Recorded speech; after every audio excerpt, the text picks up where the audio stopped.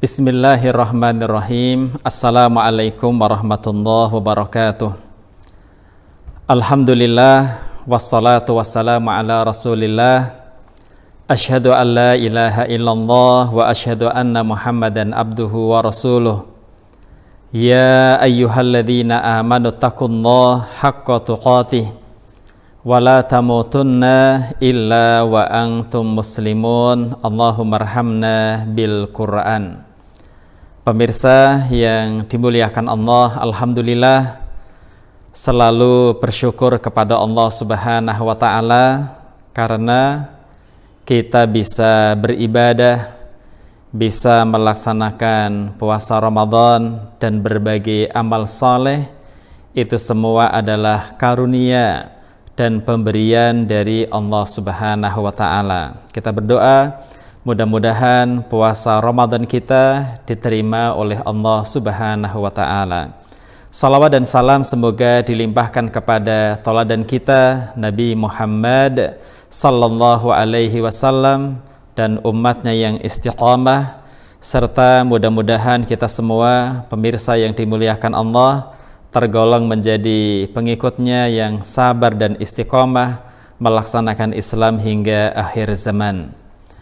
Pemirsa yang dimuliakan Allah, tema pada sore hari ini adalah belajar ada adabnya loh. Ya, insya Allah tema ini sangat menarik, wabil khusus untuk anak-anak kita di SMP dan Semait Al-Irsyad.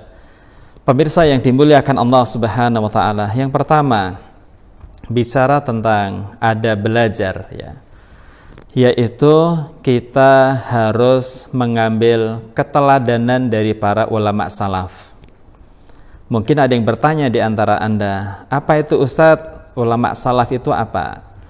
Rasulullah sallallahu alaihi wasallam bersabda dalam hadis riwayat Al-Bukhari, khairul quruni qarni, sebaik-baik generasi adalah generasiku, atau terjemah lainnya adalah sebaik-baik abad adalah abadku. Yang dimaksud dengan abadku adalah generasi Rasulullah dengan para sahabat radhiyallahu anhum. Kalau dikira-kira itu ya antara 1 Hijriah hingga 100 Hijriah. Itu adalah generasi abad yang terbaik. Maka kalau mau belajar ya kepada mereka, karena mereka dipuji oleh Rasulullah sallallahu alaihi wasallam. Begitu pula dipuji oleh Allah Subhanahu wa taala. Kemudian kata Rasulullah, "Tsummal ladzina yalunahum." Generasi yang terbaik ranking 2 adalah generasi tabi'in. Mereka berkisar antara 101 Hijriah sampai 200 Hijriah. Dan mereka adalah generasi yang paling hebat setelah generasi para sahabat. Maka kalau ada pertanyaan, kita belajar kepada siapa? Ya kepada mereka, para ulama salaf, mereka yang hidup antara kalau generasi tabi'in 101 Hijriah hingga 200 Hijriah. Kemudian endingnya Rasulullah menjelaskan, tsummal ladzina yalunahum. Generasi yang terbaik nomor 3 itu adalah tabi'unat tabi'in. Tsummal ladzina yalunahum, berkisar antara 201 Hijriah sampai 300 Hijriah. Jadi kalau mau belajar tentang Islam pada khususnya adalah generasi sahabat, generasi tabi'in, generasi tabi'unat tabi'in. Pemirsa yang dimuliakan Allah Subhanahu wa taala, saya ambilkan contoh betapa hebatnya ilmu para ulama salaf gitu ya. Ada sebuah buku bagus ya, itu yang berjudul Qimatuz Zaman Indal Ulama. Kalau terjemahnya bebas itu adalah urgensi waktu menurut para ulama, yang ditulis oleh Syekh Abu Ghuddah, yang terjemahnya sudah banyak beredar gitu ya. Nah, pemirsa yang dimuliakan Allah Subhanahu wa taala, dalam buku itu kita bisa mendengar, bisa melihat betapa mereka belajarnya luar biasa. Ada seorang ahli ilmu namanya Al-Jahid ya. Al-Jahid itu artinya orang yang memiliki matanya itu melotot hampir jatuh ya. Kok bisa begitu? Karena Al-Jahid ini hobinya membaca. Jadi kalau bahasa ada perpustakaan itu dia baca dari malam sampai pagi, ya. Dan dalam kitab itu disebutkan ada seorang ahli ilmu yang belajar membawa uang. Uang itu bukan untuk membeli buku, bukan, ya. Tapi kepada pembeli penjual buku ini dia bilang, "Fulan, ini uang saya bukan untuk beli buku, tapi untuk sewa. Saya membaca malam ini hingga pagi. Masya Allah, tolong maktabahnya, tolong toko bukunya ditutup dari luar, dikunci. Nanti saya keluar besoknya." Begitulah kesungguhan para ulama salaf dalam belajar. Bahkan dalam kitab itu pula disebutkan, ya, ada seorang ulama yang membaca buku, ya, membaca buku tidak sadar dia sedang apa. Ternyata depannya ada lubang. Sambil membaca kemudian jatuh ke lubang dan mati seketika. Itu dahsyatnya mereka dalam belajar ilmu. Makanya Rasulullah SAW memberi komentar kepada siapa yang meninggal dalam keadaan sibuk belajar. Kata Rasulullah SAW, "Man mata," siapa yang mati. Dan ini mati yang keren, ya. "Man mata fi thalabil ilmi," siapa yang meninggal, siapa yang mati dalam keadaan sibuk belajar, masih kuliah, masih belajar, terus dia meninggal, fahuwa fi sabilillah, dia termasuk mati syahid, mati di jalan Allah. Kenapa? Karena menuntut ilmu. Nah, pemirsa yang dimuliakan Allah Subhanahu wa taala, yang pertama berarti kalau kita mau belajar, wabil khusus belajar tentang ulum syar'i, maka tidak ada jalan kecuali kita belajar kepada para ulama salaf, sebagaimana hadis yang saya sampaikan. Pemirsa yang dimuliakan Allah Subhanahu wa taala, Anda kenal siapa Imam Malik? Imam Malik itu adalah tokoh madhab fikih setelah Abu Hanifah, kemudian berikutnya adalah Imam Malik, ya. Nanti ada Imam Syafi'i, ada Imam Ahmad. Imam Malik adalah salah satu dari 4 madhab yang terkenal. Ilmunya luas, dan kalau kita kenal Imam Malik termasuk orang-orang yang tinggal di Madinah, hidup di Madinah, belajar di Madinah, dan bahkan meninggal di Madinah. Beliau tidak keluar negeri, dan beliau memiliki ungkapan yang luar biasa. Apa kata beliau? Lan yasluh, tidak akan menjadi soleh, tidak akan menjadi baik, hadhil ummah, umat ini. Jadi kata Imam Malik, umat ini enggak bakal jadi baik, illa ma saluha awaluha, kecuali umat ini mengikuti umat-umat sebelumnya yang sukses. Yang saya maksud adalah bahwa kita harus meniru para generasi ulama salaf. Insya Allah akan sukses. Pemirsa yang dimuliakan Allah Subhanahu wa taala, ada orang yang bertanya, "Ustadz, sholat itu kewajibannya sampai kapan?" Ya. Kita mengetahui bahwa sholat itu kewajibannya sampai seseorang itu meninggal. Kok bisa, ya? Orang kalau sehat itu sholat sambil berdiri, ya, sambil berdiri. Ternyata orang ini sakit, maka sholat boleh sambil duduk. Masya Allah, Islam memberi kemudahan. Sambil duduk pun dia kesulitan, maka sholat boleh sambil berbaring, ya. Maka di rumah sakit, saudara-saudara kita yang sedang mendapat musibah, sholatnya sambil berbaring boleh, gitu ya. Kalau berwudu kesulitan, tayamum. Ustadz, ketika sholat sambil berbaring berarti sebisanya, mengangkat tangan takbir sebisanya. Ternyata dengan berbaring pun kesulitan sholat, maka diperbolehkan sholat bukan dengan gerakan tangan atau kaki, tapi dengan kedipan mata. Boleh sholat dengan kedipan mata kalau seluruh anggota badannya nggak bisa bergerak, gitu kan ya. Ternyata mengedipkan mata pun susah, namanya sakit parah, begitu kan ya. Tapi dia masih hidup, masih sadar, maka dia boleh sholat dengan hatinya, ya. Masya Allah, ternyata dengan hatinya tidak bisa. Dia sudah pikun, sudah tua, sudah hampir meninggal. Akhirnya setelah dengan hati nggak bisa, akhirnya meninggal, baru kita sholati. Itu sholat. Pemirsa yang dimuliakan Allah, ternyata sholat dengan belajar itu 2 hal yang nggak bisa dipisah. Kewajiban sholat adalah sampai kita meninggal, belajar juga sampai kita meninggal. Maka kalau ada pertanyaan, kapan ya kita berhenti belajar? Oh, ternyata dalam Islam ada belajar itu adalah kita meninggal, bukan kita belajar bukan sampai S3, sampai kita meninggal. Sampai usia berapapun kita tetap belajar. Adabnya begitu, sampai akhir hayat kita. Kalau kita sudah meninggal, berarti kita tidak punya kewajiban untuk belajar.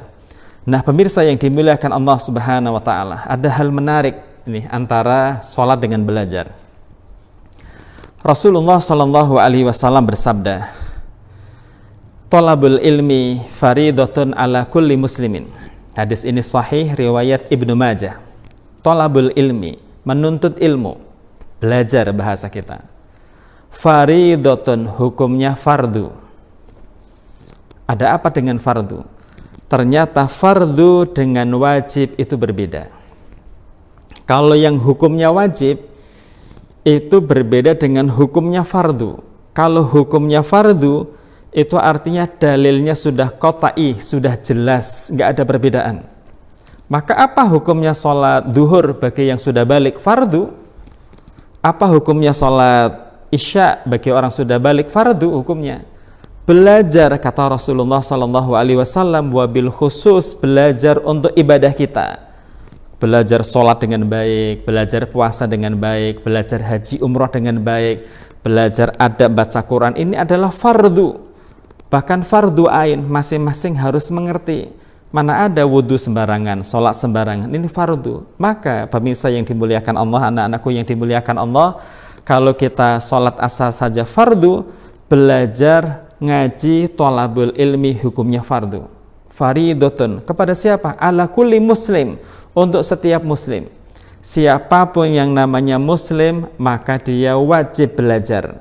Kata-kata muslim otomatis include di dalamnya juga muslimah. Tidak hanya laki-laki, perempuan pun juga belajar. Coba perhatikan pemirsa yang dimuliakan Allah. Dalam Islam itu banyak tema. Ada tema zakat, tema haji, tema baca Quran, tema kesehatan, ekonomi, bahkan semua tema ada. Namun mengapa Allah pertama kali menurunkan ayat yang pertama kali turun, surat yang pertama turun adalah surat Al-Alaq ayat 1-5 yang Allah katakan Iqra, bacalah, Bismi rabbikal ladzi khalaq, tapi membacanya harus dihubungkan dengan Allah, tidak boleh sekuler.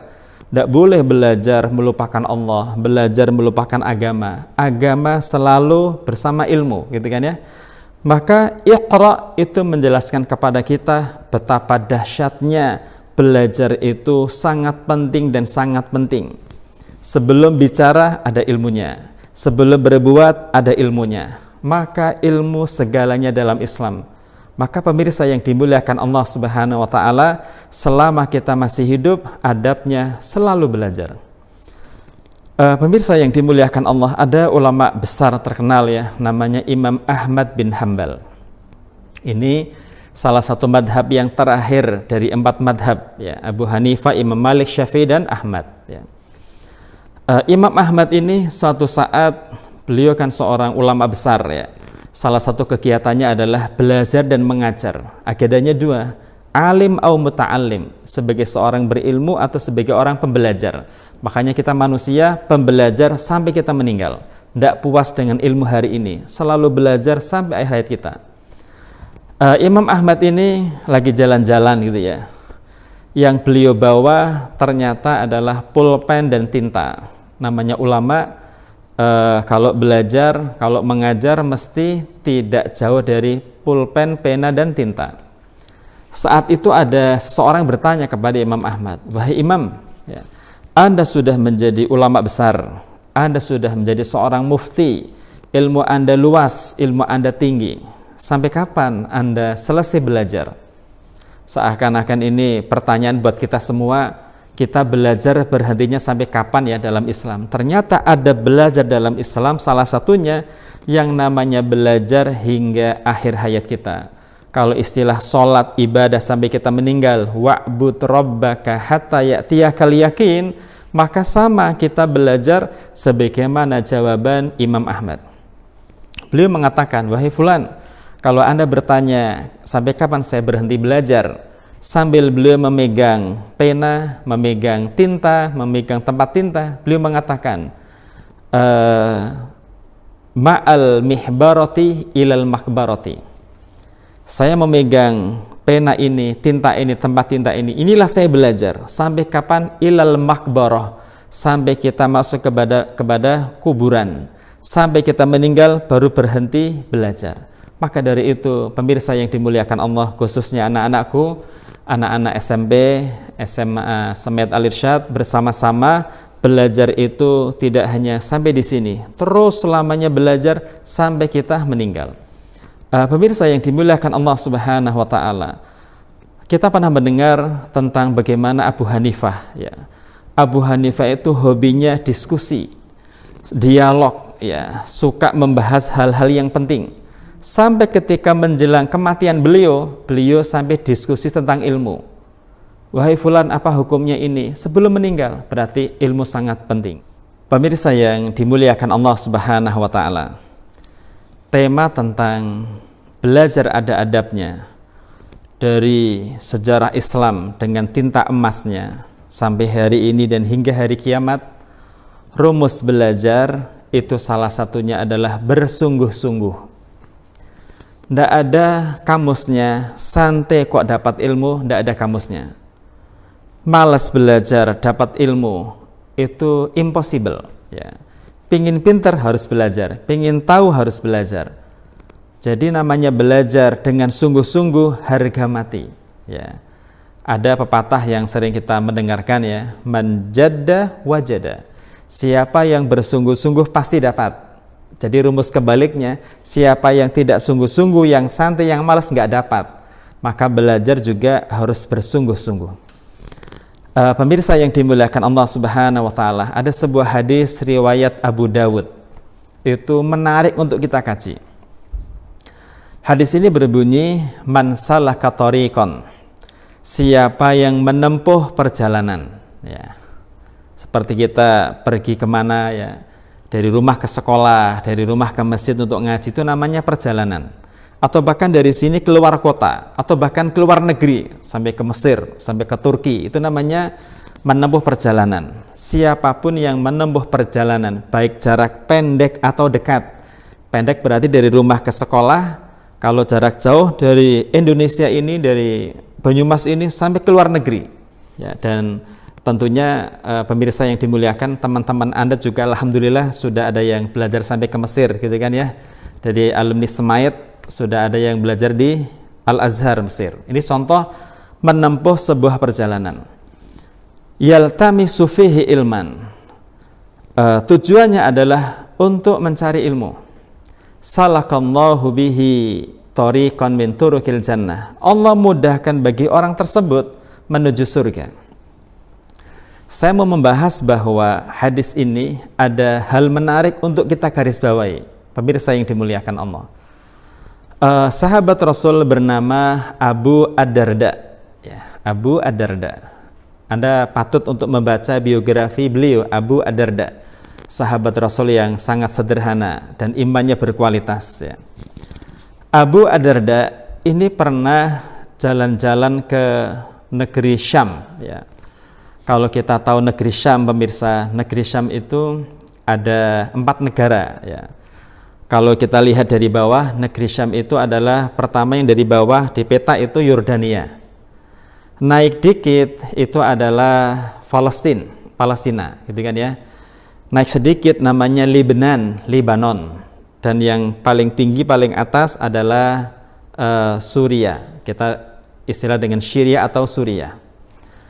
Nah, Abu Darda salah seorang sahabat Rasul, ya, yang sukanya sebagaimana sahabat-sahabat yang lain. Apa sih kesukaan sahabat-sahabat Rasulullah? Sahabat-sahabat Rasulullah itu suka kalau pergi ke negeri Syam. Meskipun mudanya di Mekah, mudanya di Madinah, tapi banyak sahabat yang ingin meninggal di negeri Syam. Negeri Syam itu adalah negerinya para nabi dan rasul. Hampir banyak nabi dan rasul itu berkumpul di negeri Syam, ya. Sedangkan kalau di Mekah, Madinah, ya, Nabi Muhammad SAW, ya, kemudian Nabi Ibrahim, gitu kan, ya. Tapi kalau hampir kebanyakan para nabi di negeri Syam. Maka banyak para sahabat yang pergi ke negeri Syam.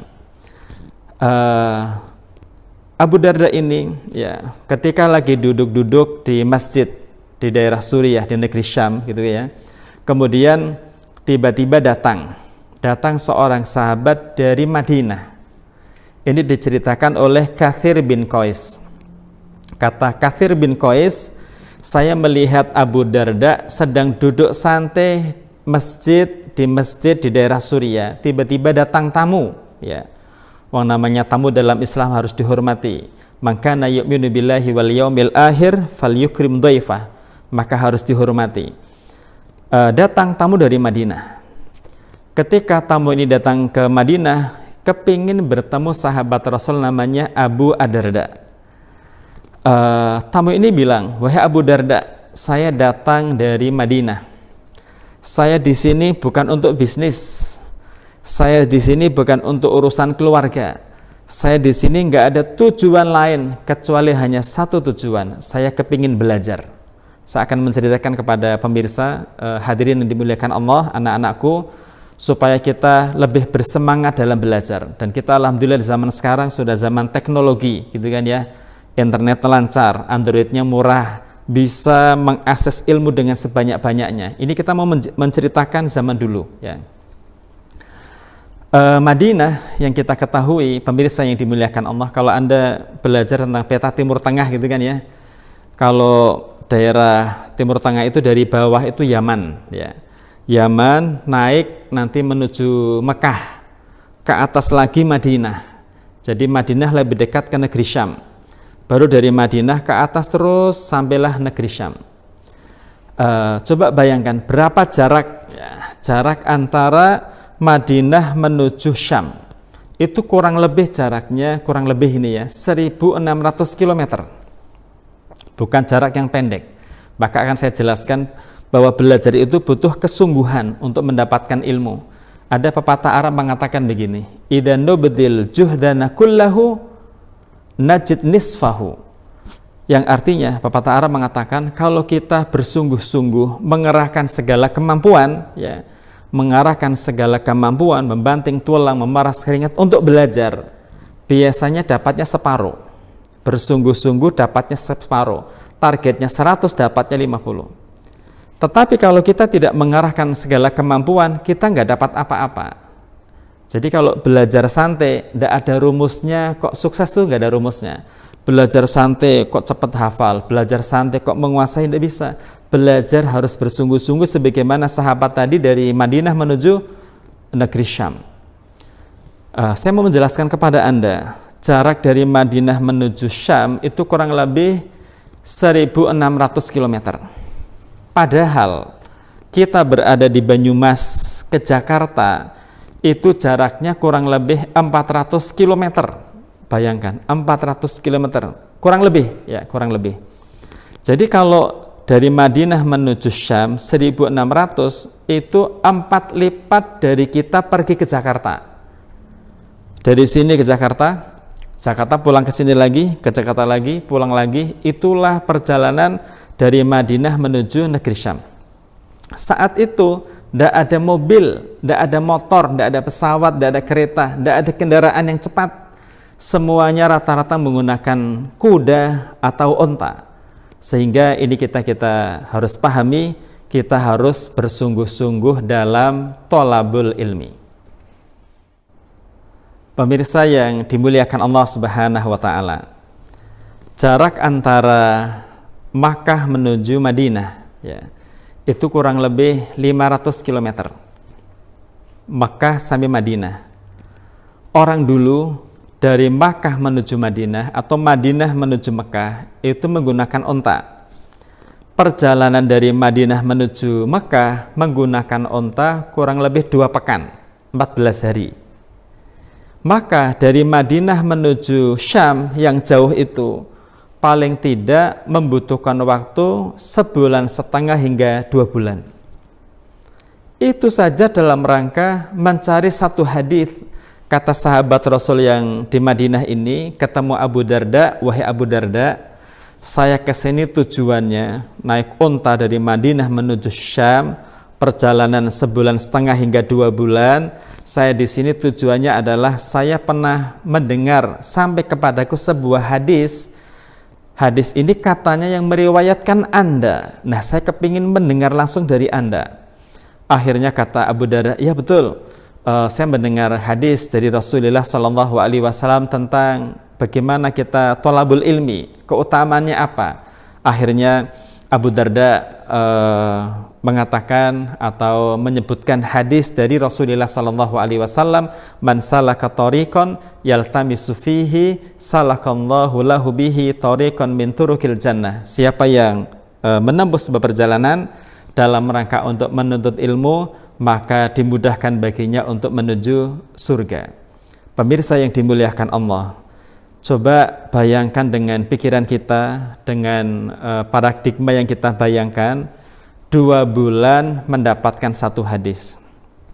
Alhamdulillah, 1000 alhamdulillah, zaman sekarang kita untuk mengetahui ayat tafsirnya apa, mau tafsir Al-Qurtubi, mau tafsir Ibnu Katsir, mau Zamakhsyari, tafsir Al-Baydawi, dan tafsir-tafsir yang lain, baik yang salaf maupun khalaf, kita bisa belajar di Android dengan mudah. Hadis-hadis juga mudah, banyak Bukhari, Muslim, Tirmidzi, An-Nasai, Abu Dawud, semua hadis-hadis banyak kita bisa mengakses. Maka bismillah, bersungguh-sungguhlah belajar. Makanya para ulama menjelaskan yang dimaksud dengan salaka thariqon itu maknanya 2.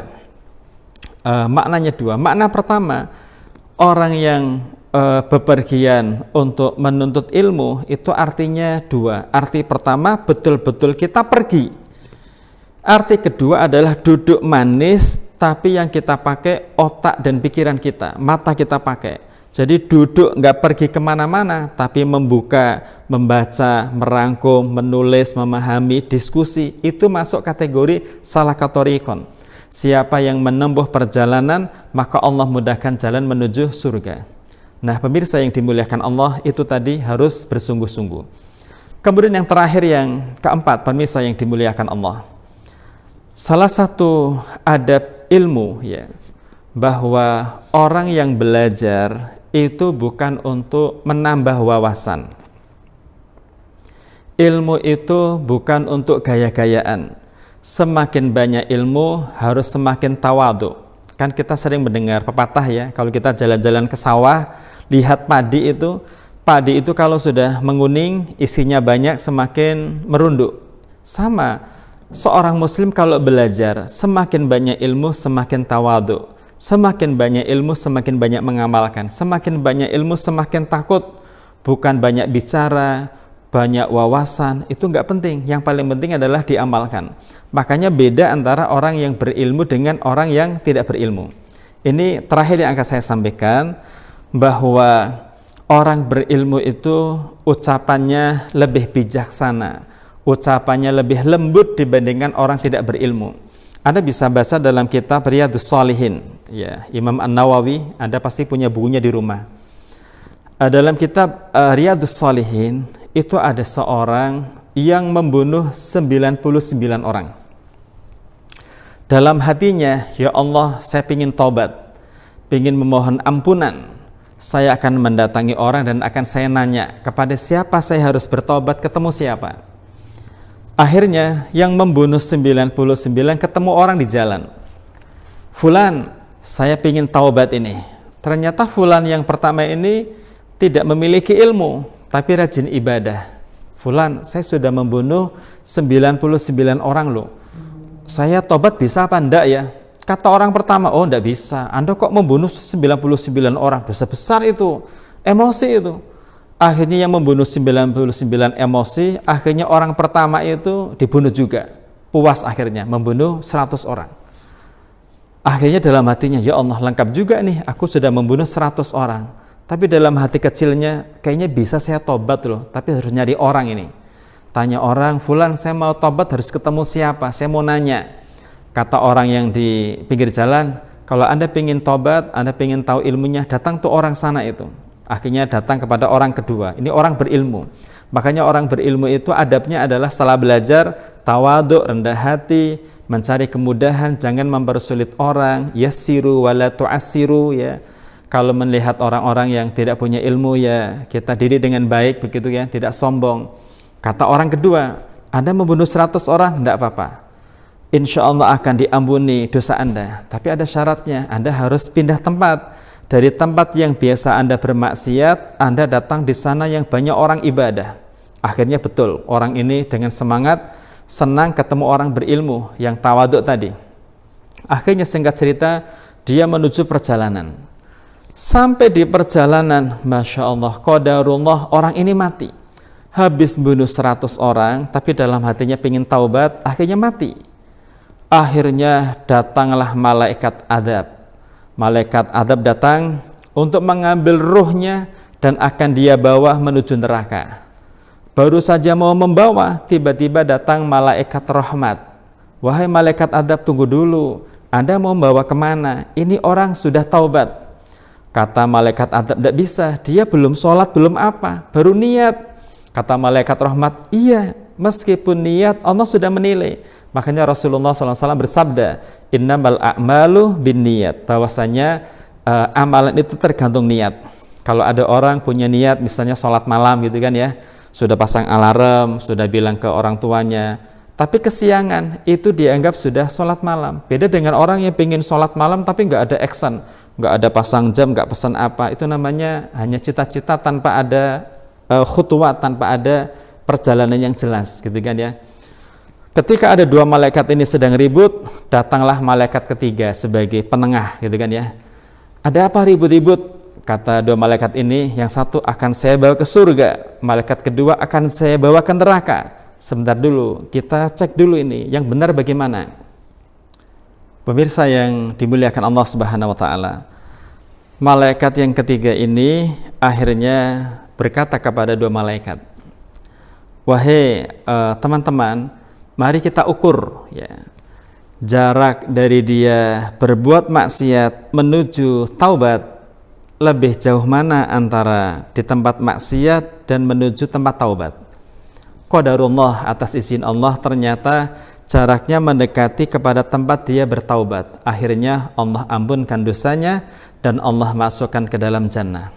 Sehingga pemirsa yang dimuliakan Allah Subhanahu wa taala, adab yang paling penting dalam berilmu, dalam belajar ini adalah semakin banyak ilmu, semakin banyak wawasan, semakin tawadhu, semakin rendah hati dan mendekatkan dirinya kepada Allah Subhanahu wa taala. Demikian yang saya sampaikan.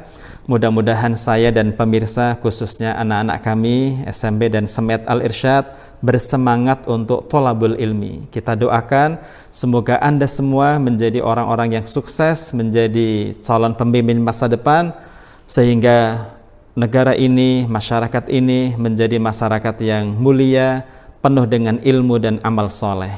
Demikian yang saya sampaikan. Wa akhiru da'wana alhamdulillah. Assalamualaikum warahmatullahi wabarakatuh.